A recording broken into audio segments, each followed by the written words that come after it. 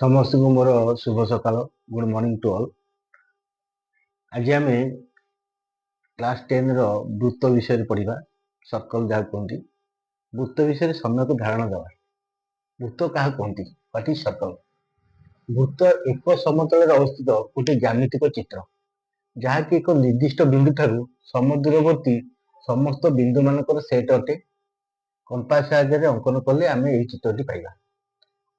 ଏହି କଣ କହିଲା? ବୃତ୍ତ ଏକ ସମତଳରେ ଏଇଟା ଗୋଟେ ପ୍ଲେନ୍, ହ୍ୱାଇଟ୍ ବୋର୍ଡ ମଧ୍ୟ ଗୋଟେ ପ୍ଲେନ୍, ଗୋଟିଏ ସମତଳ। ଏକ ସମତଳରେ ଅବସ୍ଥିତ ଗୋଟେ ଜ୍ୟାମିତିକ ଚିତ୍ର, ଏଇଟା ଗୋଟେ ଜ୍ୟାମିତିକ ଚିତ୍ର, ଯାହାକି ଏକ ନିର୍ଦ୍ଦିଷ୍ଟ ବିନ୍ଦୁ ଠାରୁ, ଏଇ ଗୋଟେ ନିର୍ଦ୍ଦିଷ୍ଟ ବିନ୍ଦୁ, ଏହାଠୁ ସମଦୂରବର୍ତ୍ତୀ, ଏଠୁ ତ ଦୂରତା ଯେତିକି ସମାନ ଦୂରବର୍ତ୍ତୀ, ଏସବୁ ବିନ୍ଦୁ ସମାନ ଦୂରବର୍ତ୍ତୀ, ଏଠୁ ସମାନ ଦୂରବର୍ତ୍ତୀ ବିନ୍ଦୁ ଦିଆଯାଇଛି। ତ ଏଠି ଆମେ ସମାନ ଦୂରବର୍ତ୍ତୀ ବିନ୍ଦୁ ଦେଇକି ମଧ୍ୟ ଏମିତି ମାପିକି ସମାନ ଦୂରବର୍ତ୍ତୀ ଏମିତି ଗୋଟେ ବୃତ୍ତ ବି କରିପାରିବା। ତାହେଲେ ସମସ୍ତ ଏକ ନିର୍ଦ୍ଦିଷ୍ଟ ବିନ୍ଦୁ ଠାରୁ ସମଦୂରବର୍ତ୍ତୀ ଯେତେ ବିନ୍ଦୁ ହେଲା, ଯେତେ ବିନ୍ଦୁ ହବ, ତାକୁ ଯୋଡ଼ିଦେଲେ ସେ ବିନ୍ଦୁ ମାନଙ୍କ ସେଟକୁ ଆମେ ବୃତ୍ତ ବୋଲି କହୁଛେ। ତାହେଲେ ବୃତ୍ତର ଗୋଟେ ନିର୍ଦ୍ଦିଷ୍ଟ ବିନ୍ଦୁ ଅଛି, ସେଟା ହଉଛି ସେଣ୍ଟର। ଏଟା ହଉଛି ସେଣ୍ଟର ବା କେନ୍ଦ୍ର, ବୃତ୍ତର କେନ୍ଦ୍ର। ବୃତ୍ତକୁ ଇଂରାଜୀରେ ସର୍କଲ ବୋଲି କୁହାଯାଏ। ବୃତ୍ତର କେନ୍ଦ୍ର ହଉଛି ସେଣ୍ଟର ଅଫ ଦ ସର୍କଲ, ମାନେ ଓ। ସାଧାରଣତଃ ଓ ବୋଲି ଆଇଡେଣ୍ଟିଫାଇ ମଧ୍ୟ କରାଯାଏ। ଏଇ ଯୋଉ ରେଖାଟି ପାଇଲା ବିନ୍ଦୁ ମାନଙ୍କର ସମାହାର, ଏଇ ହଉଛି ଗୋଟେ ଚିତ୍ର। ଏଇ ଭିତରଟା ଫମ୍ପା, ଏଇ ଡିଷ୍ଟାନ୍ସ କେତେ ସମାନ। ଚିତ୍ରଟା କଲେ ଯଦି ଆମେ କମ୍ପାସ ବା ରାଉଣ୍ଡରରେ ଚିତ୍ରଟି କରିବା, ରାଉଣ୍ଡର ମୁନଟି ଏଇଠି ରହିଲା, ଏ ବିନ୍ଦୁ ମାନଙ୍କର ସମାହାର ଏଇଠି ରହିଲା ଏଇ ଚିତ୍ରଟି, ତେଣୁ ତାକୁ ବୃତ୍ତ ବୋଲି ଆମେ କହୁଛେ। ଏଇ ଯୋଉ ବିନ୍ଦୁ ମାନଙ୍କର ସମାହାର, ଏଇ ଯୋଉ ରେଖା, ବୃତ୍ତାକାର ରେଖା, ଏହାକୁ କୁହନ୍ତି ପରିଧି ବା ସର୍କୁମ୍ଫେରେନ୍ସ। ସର୍କୁମ୍ଫେରେନ୍ସ ବା ପରିଧି ବୋଲି କୁହାଯାଏ, ଆଉ ସି ବୋଲି ଲେଖାଯାଏ। ଏଇ ଯୋଉ କେନ୍ଦ୍ର ବିନ୍ଦୁ ଠାରୁ ସର୍କୁମ୍ଫେରେନ୍ସର ଅଧିକ ସର୍କୁମ୍ଫେରେନ୍ସର ଦୂରତା, ଏଇ ଯୋଉ ବିନ୍ଦୁ ମାନଙ୍କର ଦୂରତା ଏ ସବୁଠାରୁ ସମାନ, ତେଣୁ ତାକୁ କହନ୍ତି ରାଡିୟସ୍। ତାକୁ କଣ କହନ୍ତି? ରାଡିୟସ୍ ବୋଲି କହନ୍ତି, ବ୍ୟାସାର୍ଦ୍ଧ। ତେଣୁ ଗୋଟେ ବୃତ୍ତରେ ଅସଂଖ୍ୟ ବ୍ୟାସାର୍ଦ୍ଧ ଅଛି। ଅସଂଖ୍ୟ ବ୍ୟାସାର୍ଦ୍ଧ ର ବିନ୍ଦୁ ମାନଙ୍କୁ ନେଇକି ବୃତ୍ତଟି ଗଠିତ। ତାହେଲେ ଏଇ କେନ୍ଦ୍ର ଠାରୁ ଏଇ ଦୂରତା, ମନେକର ଏ ଗୋଟେ ରାଡିୟସ୍, ବି ଗୋଟେ ରାଡିୟସ୍, ଏଗୁଡ଼ା ସବୁ ରାଡିୟସ୍। ତାହେଲେ ରାଡିୟସ୍ ସଂଖ୍ୟା ଗୋଟେ ବୃତ୍ତରେ କେତେ ନା କହିହେବ ନାହିଁ, ଅସଂଖ୍ୟ। ତେଣୁ କେନ୍ଦ୍ରବିନ୍ଦୁ ଦେଇ ପରିଧିର ଉପର ପାର୍ଶ୍ୱକୁ, ଏଇଟା ହଉଛି ସର୍କୁମ୍ଫେରେନ୍ସ, ପରିଧି, ଉଭୟ ପାର୍ଶ୍ୱକୁ ଛୁଇଁଥିବା ରେଖା ବା ପରିଧିର ଏକ ପାର୍ଶ୍ୱରୁ କେନ୍ଦ୍ରବିନ୍ଦୁ ଦେଇ ଯାଇଥିବା ରେଖାକୁ କହନ୍ତି ବ୍ୟାସ। କଣ କହନ୍ତି? ବ୍ୟାସ, ଯାହାକୁ ଇଂରାଜୀରେ ଡାୟାମିଟର ବୋଲି କହନ୍ତି ବା ଡି ବୋଲି ସର୍ଟରେ ଲେଖାଯାଏ। କ୍ୟାପିଟାଲ ଡି ଲେଖିଲେ ଚଳିବ, ସ୍ମଲ ଡି ଲେଖିଲେ ଚଳିବ। ଡି ଇଜୁକାଲ କେତେ? ଆର୍ ପ୍ଲସ୍ ଆର୍ ଟୁ ଆର୍, ଡି ଇଜୁକାଲ ଟୁ ଆର୍। ବ୍ୟାସ ବ୍ୟାସାର୍ଦ୍ଧ ଭଳି ସମ୍ପର୍କ ହଉଛି କଣ ନା, ବ୍ୟାସାର୍ଦ୍ଧର 2 ଗୁଣ ନେଲେ ବ୍ୟାସ ହବ, ବା ବ୍ୟାସାର୍ଦ୍ଧ ହଉଛି ବ୍ୟାସର ଅଧା। ବ୍ୟାସାର୍ଦ୍ଧ ହଉଛି ବ୍ୟାସର ଅଧା। ଦେଖ ଏପିବି, ଏଇଟା ହଉଛି ଗୋଟେ ଅର୍ଦ୍ଧବୃତ୍ତ, ବୃତ୍ତର ଅଧା। ଏଇଟା ଗୋଟେ ଅର୍ଦ୍ଧବୃତ୍ତ, ଦିଟା ମିଶିଲେ ପୁରା ବୃତ୍ତ ହଉଛି। ତେଣୁ ଏଇଭଳିଆ ଚିତ୍ରଟିଏ କଲେ ଏ ବି ରେଖାଟି ରହିବ, ଏଇଭଳିଆ ଚିତ୍ରଟି ହବ, ଏଇଟା ହଉଛି ଅର୍ଦ୍ଧବୃତ୍ତ, ସେମି ସର୍କଲ ବୋଲି ମଧ୍ୟ କୁହାଯାଏ। ତାହେଲେ ୟାର ଯୋଉ ପରିଧି ଏଇଟା ରହିଲା, ଏ ପି ବି ଦୂରତା, ଏଇଟା ହେଲା ଅର୍ଦ୍ଧବୃତ୍ତ, ଅର୍ଦ୍ଧ ପରିଧି, ସେମି ସର୍କୁମ୍ଫେରେନ୍ସ, ଅର୍ଦ୍ଧ ପରିଧି। ଏପଟେ ଗୋଟେ ଅର୍ଦ୍ଧ ପରିଧି, ମିଶିଲେ ଟୋଟାଲ ପରିଧି।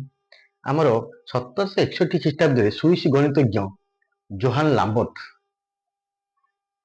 କଣ ପ୍ରମାଣ କରିଥିଲେ ନା, ଏଇ ଯୋଉ ବୃତ୍ତର ପରିଧି ସର୍କୁମ୍ଫେରେନ୍ସ ବାଇ ବ୍ୟାସ, ଡି, ସି ବାଇ ଡି, ସର୍କୁମ୍ଫେରେନ୍ସ ଓ ବ୍ୟାସ ର ଗୋଟେ ପ୍ରମାଣ କରିଥିଲେ।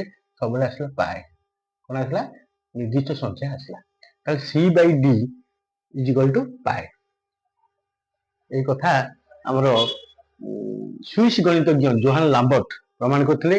ଆଉ ପାଏ ଏକ ଗୋଟେ ଅପରିମେୟ ସଂଖ୍ୟା, ଆଉ ପାଏର ବିଭିନ୍ନ ମୂଲ୍ୟ ଅଛି। 22/7, 3.141, √10 ଇତ୍ୟାଦି ପାଏର ବିଭିନ୍ନ ମାନ ଅଛି। ଯେହେତୁ ଏଇଟା ଗୋଟେ ଅପରିମେୟ ସଂଖ୍ୟା, ତାର ନିର୍ଦ୍ଦିଷ୍ଟ ମାନ ଅଛି। ଏଇଟା ହଉଛି ଆପ୍ରୋକ୍ସିମେଟଲି ଭ୍ୟାଲୁ, ଆସନ୍ନ ମାନ, ପାଖାପାଖି ମାନ ସମାନ। ତେଣୁ ସାଧାରଣତଃ ଆମେ ପାଏର ମୂଲ୍ୟ 22/7 ପକାଯାଉ ନଉଛେ, କୋଉଠି √10 ନଉଛେ, କୋଉଠି 3.141 ନଉଛେ। ତେଣୁ ଏହାର ସବୁ ଆସନ୍ନ ମାନ, ଏହାର ନିର୍ଦ୍ଦିଷ୍ଟ ଆହୁରି ମାନ ମଧ୍ୟ ଅଛି।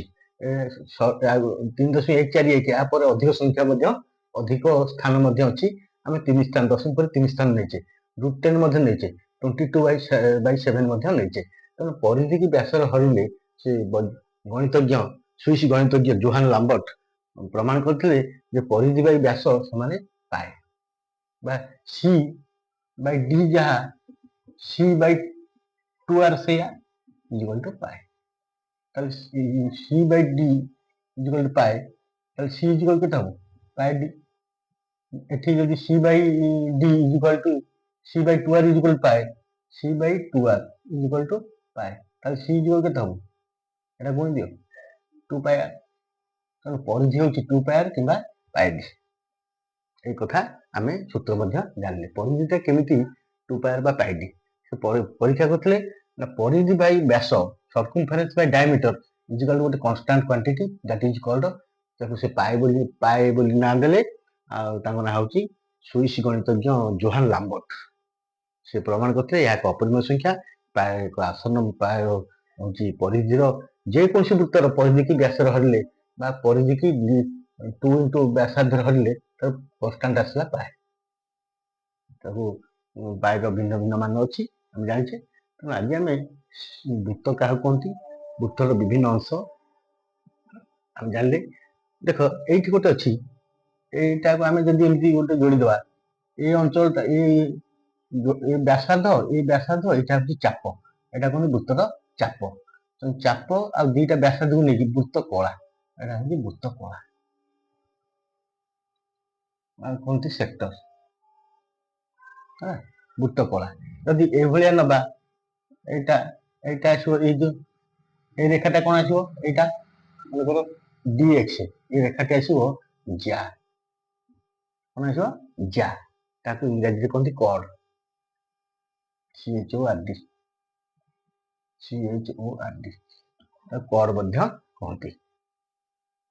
এইটা ହେଉଛି ସେଗମେଣ୍ଟ ଅଞ୍ଚଳ, ବୃତ୍ତଖଣ୍ଡ ସେଗମେଣ୍ଟ,